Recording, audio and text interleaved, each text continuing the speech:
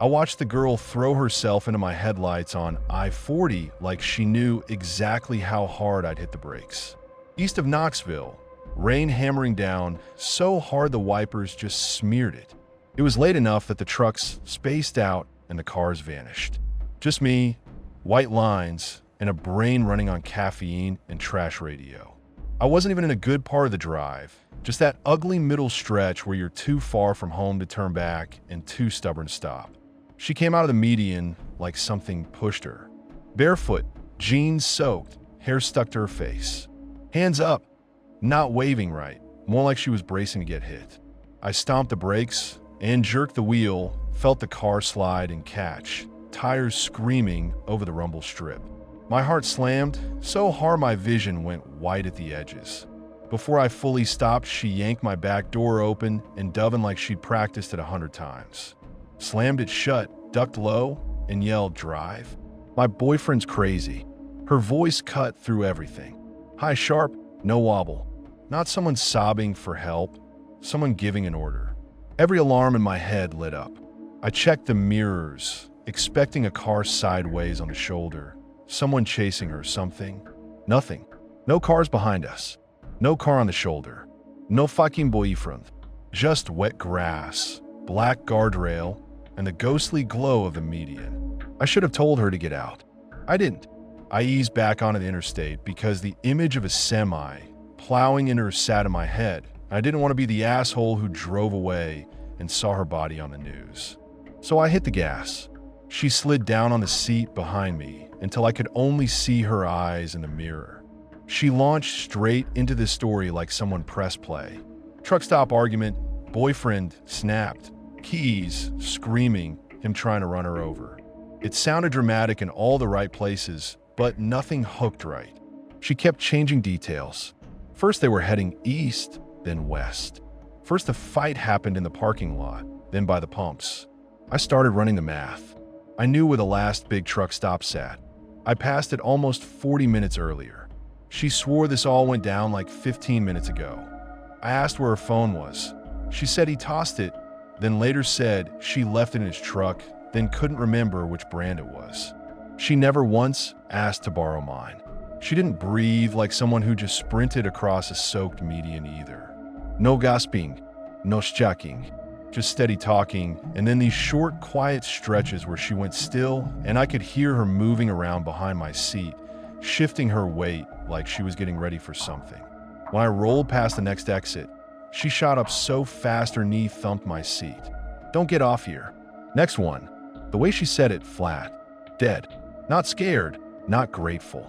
Like she was correcting me. That's when my skin went cold. She'd been nearly on the floor, but the second we neared the ramp, she rose up like she'd been waiting for that sign. I checked the mirror again, and that's when I saw it.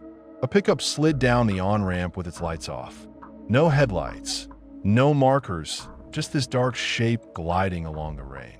It joined the interstate, drifted into my lane, and settled 2 car lengths back. I changed lanes, it changed. I eased off the gas, it eased off. Perfect distance, perfect timing. I felt that weird electric feeling in my teeth. You know, when suddenly it all lines up and you realize, oh, I'm not paranoid, this is actually bad. Her bullshit story, the way she appeared at speed, the way she knew exactly when to tell me, not this exit. So I did the opposite. I yanked the wheel toward the ramp. No signal, no warning.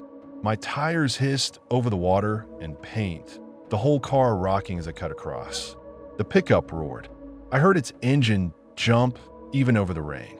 It shot forward like it wanted to nose ahead of me and block the ramp off. Still dark, no lights. Just that hulking shadow gaining in the mirror. The girl lunged at the same time. Her arm came around the seat, fingers clamping over my hand on the wheel. Her nails dug in, hard, sharp enough to rip skin. She yanked the wheel back toward the interstate with this sudden strength that did not match her size. "That's the wrong way," she snapped, and now she sounded pissed, not scared. The car drifted, nose tugging back toward the main lanes, tires stepping over the gore line between ramp and highway. I saw the truck's grill swelling in my mirror, maybe 30, 40 feet back, lining up just right. My brain flashed this clear, nasty picture. Me trapped between them, forced wherever they wanted, my car boxed in until I ran out of road or nerve. Something in me just broke. I didn't weigh options. I didn't think about charges or guilt or whether she was some messed up victim. My body decided before my mind did. I slammed my elbow straight back in her throat. I meant it. I didn't hold back. I felt it connect, soft then solid, a crunch under skin. She made this horrible choking sound, like a swallowed scream, and her grip loosened. I ripped the wheel toward the ramp again. The car lurched, tires shrieking over the wet white paint. My back end fishtailed just enough that I thought I'd lose it, then caught. The truck shot past in the lane. I'd almost stayed in, overshooting the ramp by a few yards before fishtailing, its silhouette flashing against distant headlights before it vanished into the rain. My chest hurt like someone was punching me from the inside. I forced the car down the curve of the ramp and slammed to a stop on the shoulder halfway down. Hazard lights, gear in park, breath coming in these fast little gasps I couldn't slow. I got out before I could talk myself out of it. The air smelled like wet asphalt and hot brakes. I ran around, yanked open the back door. She was half curled on the seat, hand to her throat, eyes wide and burning. Not pleading, furious. I screamed at her to get out. It didn't sound like my voice, more like an animal noise. She coughed, tried to say something, and I grabbed a fistful of her jeans and hauled. She clawed at the door frame, nails scraping metal, so I kicked her hand off and shoved harder. On the ramp's shoulder, I kicked her out. Literally. She slid out, caught herself badly, and slammed against the guardrail with a hollow clang. She hunched there, still coughing, still glaring like I'd ruined something she'd worked hard to set up. She didn't beg. She just spat toward the car, wiped her mouth, and rasped. You could have made this easy. No fear in it, just cold disappointment. That line scared me more than anything else that night. I slammed the door, jumped back into the driver's seat, and shot down the rest of the ramp like the devil was taped to my bumper. I half expected to see the pickup waiting at the bottom, but the crossroad lay empty, just slick black pavement and a single beat-up gas station glowing on the corner. I pulled in fast, parked crooked by a pump, and shut the engine off. My hand shook so hard the keys rattled when I pulled them out. Blood from the nail marks smeared over the plastic. I hadn't even realized how deep she'd gone in until I saw it. Inside, the gas station felt too bright, too quiet. The cashier gave me that look you give drunk people at 2 a.m., annoyed, cautious. But then his eyes dropped to the blood on my hand, and he stiffened. I grabbed some random drink, just so I could stand there and watch my car through the big front windows. Every set of headlights that passed on the road made my shoulders jump. I kept waiting for a dark pickup to glide in with its lights off, for that girl to come limping across the lot. Hand at her throat, face twisted in something that wasn't pain. I didn't call 911. I know how that sounds, but I was still half convinced I'd get blamed somehow, that they'd spin it as me attacking some poor hitchhiker.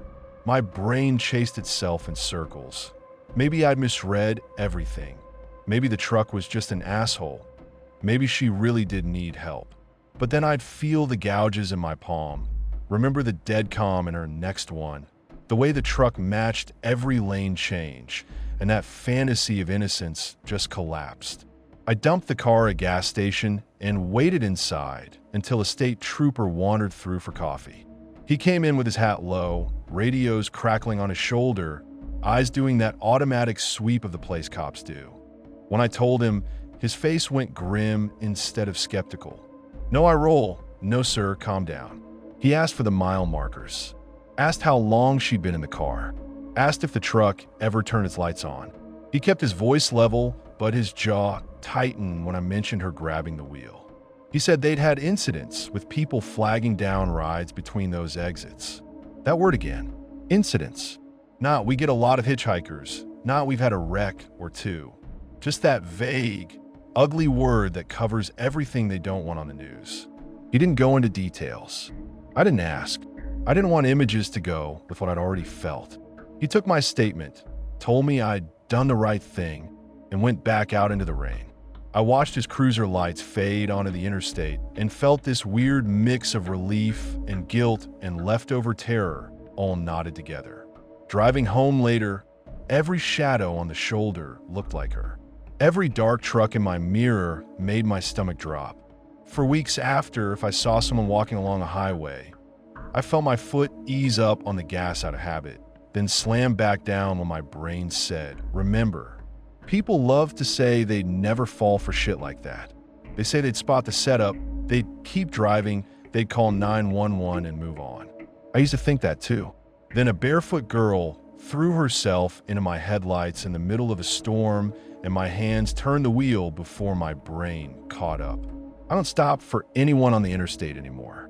To the girl who used me as bait, let's never meet again.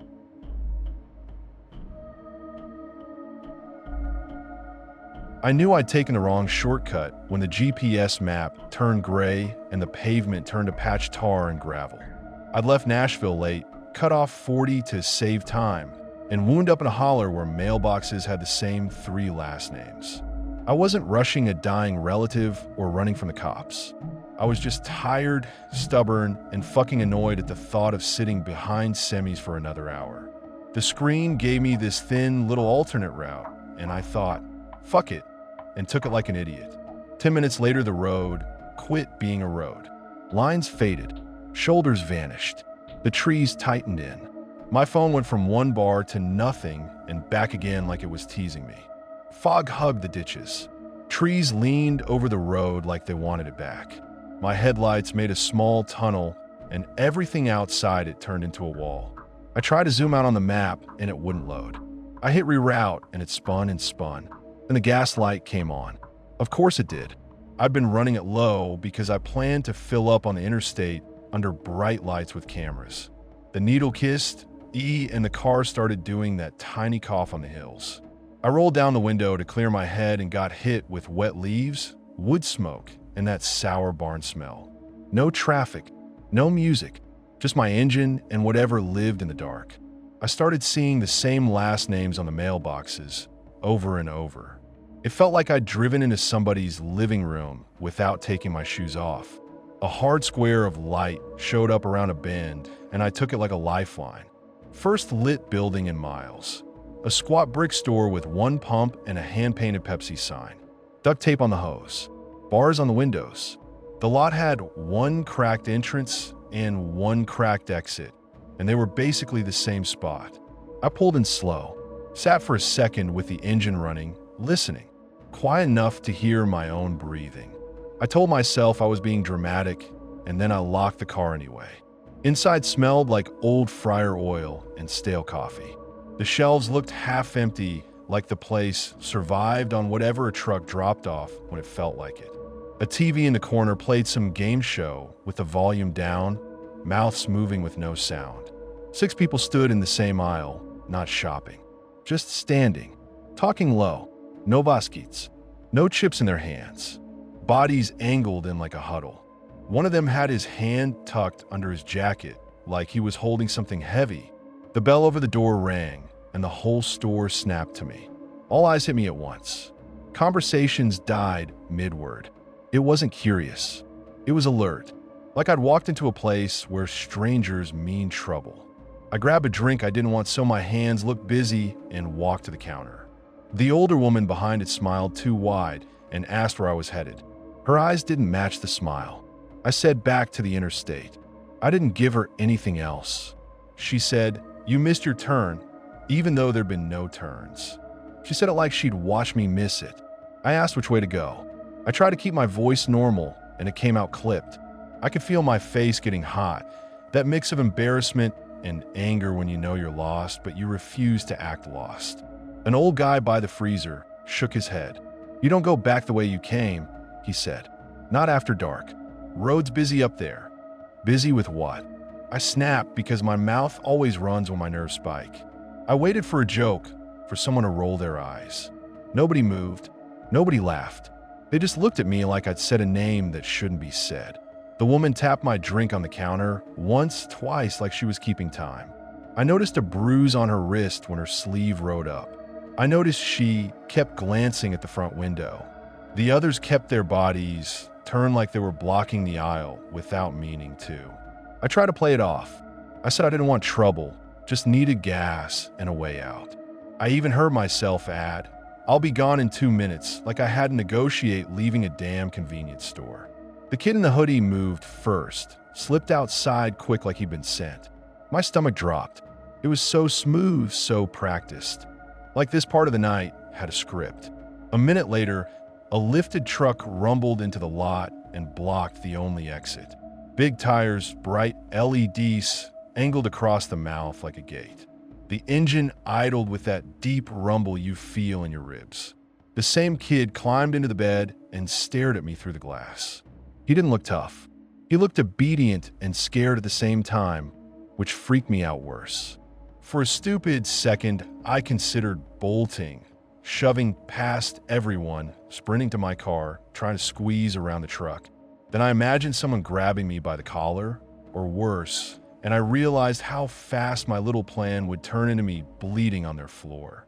My skin crawled. I didn't know if the people in the store were trying to help me or hold me. Either way, I was the only stranger in a room full of locals, and I could feel in my teeth.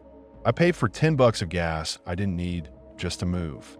The woman slid my card back and said, "Stay on the ridge road. Don't drop down into the creek bottoms. If somebody waves you down, you didn't see them." Then she leaned forward just a hair and added, "Quieter, don't make eye contact. Just go." Her voice cracked on the last word like she hated saying it. That should have calmed me. It didn't. It sounded like a warning you only need if bad things happen out there on a schedule. I asked if there was a wreck. She didn't answer. She just stared until I took my card and backed away. I walked out with my shoulders loose on purpose, like I wasn't scared shitless. The truck idled. The kid in the bed didn't blink. I got in my car, locked the doors hard, and started it. I didn't even touch the pump. I pulled out. The truck shifted just enough to let me squeeze by, like I'd been granted permission to leave. The truck followed as I pulled out, stayed tight on my bumper through 3 blind curves, then suddenly peeled off onto a dirt track that vanished into trees. No signal, no explanation. Those few minutes with it on me felt like hours. Its headlights filled my mirrors and washed the road behind me white. Every time I eased the brakes, it closed in, daring me. I kept waiting for it to hit me, to push me into a ditch, to force me to stop where nobody could see. My phone stayed dead. I tried calling 911 anyway and got nothing but a click and silence. When it turned off, relief didn't show up. I just felt exposed, like the only thing between me and whatever they were dealing with was dumb luck and a moving car. I stayed on what I guessed was the ridge. The road climbed, dipped, climbed again. Down to my right, the creek bottoms sat darker than the rest of the woods. I kept hearing the woman's voice in my head like a loop. "Don't drop down, don't stop." Then I came around a bend and saw someone on the shoulder waving. My first instinct yanked at me. Brake, help, be a person. I didn't. I kept my speed and stared straight ahead like the shoulder didn't exist. As my headlights hit them, I caught a second shape farther back near the trees. Maybe a third, just standing, waiting. Something pinged off my passenger door as I passed. A rock or a bottle, small but sharp.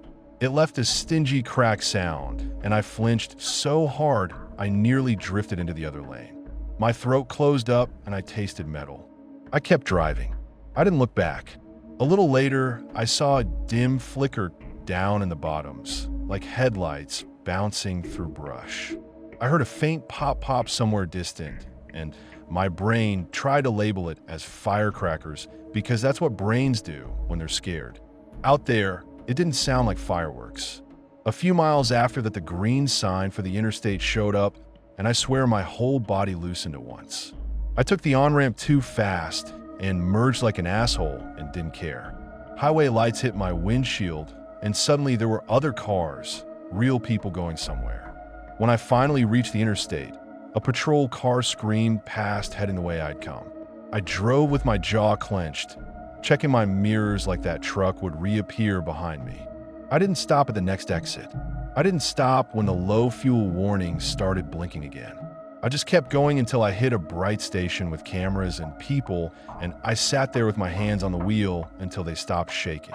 When I finally got out, I walked around the car and found a fresh chip in the paint on the passenger door, right where that thing hit. Proof it wasn't just in my head. News later mentioned a shootout related to a domestic situation on an unmarked road in that same county. No names, no details. I still don't know if they warned me off of danger or out of their business. Either way, I don't chase shortcuts through other people's hollers anymore.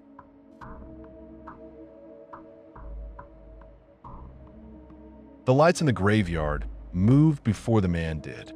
That's the part that still knots my stomach. My friend had been preaching at me for weeks, like he'd found God and needed an audience. He swore there was a real old-time revival outside Sevierville and kept clowning me for not wanting to go. I told him I was tired. He called me scared. I went because I was mad enough to prove him wrong. We drove out where the road narrows and the mountains close in. End of summer, air thick, bugs smacking the windshield, my phone dropping to no signal without warning. The church sat on a hill, tiny and white, with a rusted iron fence behind it holding a graveyard. Inside was heat, clapping, singing, people crying like they'd been carrying rocks. The preacher kept pushing the ending farther away. I sat in the back and watched my friend act friendly with everybody. When I told him I wanted to leave soon, he shot me that looked like I was embarrassing him. Service ran late anyway. By the time they finally spilled outside, fog rolled up from the holler, slow and heavy, making the lot look smaller and the woods look closer. My friend stayed by a pickup to flirt with a girl and waved me off when I said I was going to walk. So I walked behind the church into the graveyard because I needed space and I didn't want to stand around like his quiet little shadow. The gate wasn't locked, just chained loose. My shoes sank in damp grass. The revival noise dulled, but kept thumping through the walls. I moved between stones, reading names without meaning to, seeing the same surnames over and over. The fog slid between markers like it had its own path, and it kept brushing my legs like cold hands. I saw it then, a pale glow weaving between the stones. Not bright like a flashlight, dim bluish the size of fist. It slid along the ground, rose to chest height, paused at one marker like it was looking, then drifted to another. No beam, no hand, no source. It moved smooth, deliberate. My brain tried to make it normal. Some kid with a phone, some cheap LED toy. I stepped closer because anger is easier than fear. As I got within a few yards, the glow sank straight down into the dirt at the foot of one grave and vanished like it got pulled under. The hair on my arm stood up so hard it hurt. I stood there staring at the spot, waiting for it to pop back up, waiting for a laugh. Nothing, just fog and stones and that faint thump behind me. I started to back away, slow, because every instinct in me screamed to leave that exact square of ground alone. A voice behind me said, "You don't bother her spot." I spun, ready to unload a what the fuck, and froze. A man stood near the fence, one boot on the lower rail like he owned it. Gården där clothes, no jacket, sleeves rolled. His shirt was wrinkled like he'd slept in it. His hands looked scraped raw, dirt worked into the lines, nails broken. He didn't look drunk or lost. He looked like a person who shows up when no one wants him around. His eyes stayed locked on that grave. Not on me, on the spot where the light went down. Like he was waiting for it to answer him. I asked who her was. He ignored it and asked, "You came from town. They know where you are." It was the wrong question. It sounded like a test. I backed up. He matched me. No slur, no voble, no hesitation. Just steady, intent. He kept flicking his eyes to the grave like he was checking in with it. My mind went stupid and fast at the same time. I tried to picture the door of the church, tried to find a straight line back to people. The fog made the fence look farther away than it was. The music behind me sounded muffled, like I was underwater. I did the dumb phone thing anyway, thumbed the screen, tried to call, watched it fail. No bars, nothing. I lied and said yes, people knew. I said it louder than I meant to. No one but my friend and God knew I'd wandered off, and my friend was busy showing off. I curled my fist around my keys and kept backing until my heel hit a stone border and I had to catch myself. He watched that little stumble like he logged it. He stepped nearer anyway, close enough I could smell sweat and dirt and something metallic. His hands hung loose at his sides, but they looked ready, like he could grab and drag without thinking. I told him to back the fuck up. He didn't. He looked past me at the grave and said low, "You don't stand there," like I'd stepped on something, he claimed. I wanted to yell. I wanted to bolt. But I kept thinking if I yelled and nobody heard, that would be the moment the night turned into a headline. So I kept my voice hard and my feet slow, trying not to give him the quick panic he seemed to be waiting on. Then the ground at that grave heaved. Not much, just a soft, wet slump like something under the soil turned over. I heard a little squish sound like mud shifting. Fresh dirt cracked open in a thin seam, and that blue light leaked out again, brighter this time, right at his boots. It painted his pant legs and the fog around his ankles in cold color. He swore and stumbled back like he'd been burned. For 1 second his calm face broke, and I saw fear, real fear, flash through him. Not fear of me, fear of that crack.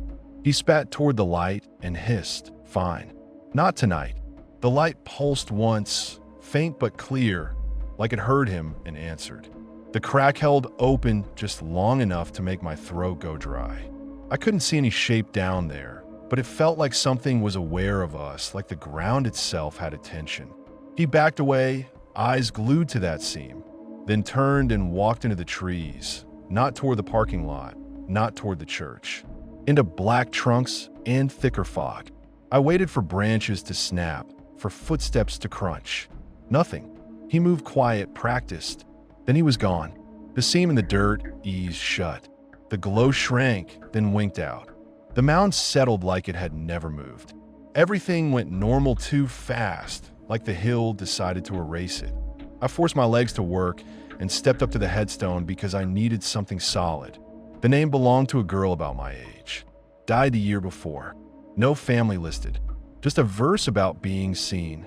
That word sat wrong in my chest, like a warning more than comfort, like somebody carved it for strangers. I fast walked back toward the church, trying not to run. The noise got louder and it didn't comfort me. It made me angry, like people were partying next to a knife. I kept looking over my shoulder, half expecting that man to appear at the fence again, come again like nothing happened. My friend was still flirting. I grabbed his sleeve and yanked hard enough to make him stumble. He snapped at me for being rude. I told him we were leaving now. He laughed once like I was doing a bit. I told him a man just asked if anyone knew where I was back in the graveyard, and he got too close. His smile twitched finally. He tried to turn it into a joke, then tried to puff up like he wanted to go play hero. I shut that down and told him I wasn't going back behind that fence, not for his ego. He said I was being dramatic, said I always make things about me. That hit a nerve, and I told him, yeah, I'm making it about me because it's my body that almost got cornered while he was chasing attention. We argued in the gravel with church folks staring. One older guy actually stepped closer like he might tell us to calm down, then stopped when he saw my hands shaking and my face and decided he didn't want part of it. My friend kept insisting we go look, like turning back would make him feel brave again. I told him if he took one step toward that fence, I'd leave him on that hill and drive off. And I meant it. He called me a bitch under his breath. I told him I'd rather be a bitch than be missing. He finally followed me to the car, still muttering. I locked the doors the second we got in. He said I ruined everything. I told him he ruined it when he left me with no signal to go chase some girl. He went quiet, jaw clenched, and stared out the window like I was the villain.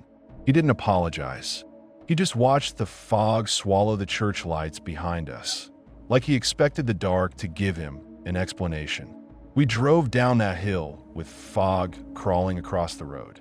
He tried to talk it into being nothing, kids, trespasser, imagination. I told him I watched the ground move and watched that man flinch like he got burned by something under a grave. And I wasn't interested in theories. Later, back in town, my phone lit up with signal like it was mocking me. I looked up the girl's name from a stone. There was almost nothing, just a short notice, a date, no family list. It matched the grave. Quiet, stripped down, like somebody erased her twice. That stupid verse about being seen kept replaying in my head for days, like a dare. I don't claim I saw a ghost. I know I saw a man who wanted me alone in that cemetery, and something down in the dirt that scared him off. Every time somebody says the Smokies only hide bears and tourists, I think about that hill, that man, and that little blue light that chose who walked away.